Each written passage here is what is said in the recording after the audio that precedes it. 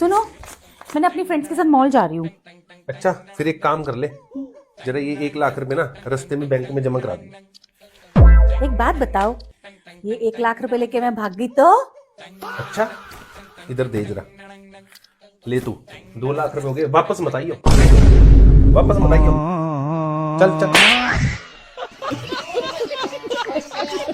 उस्मान बेटा, आप बता सकते हैं अस्पताल किसे कहते हैं? जमीन से आसमान तक जाने के लिए जो रास्ते में टूल प्लाजा आए उसे ही तो हॉस्पिटल कहते हैं।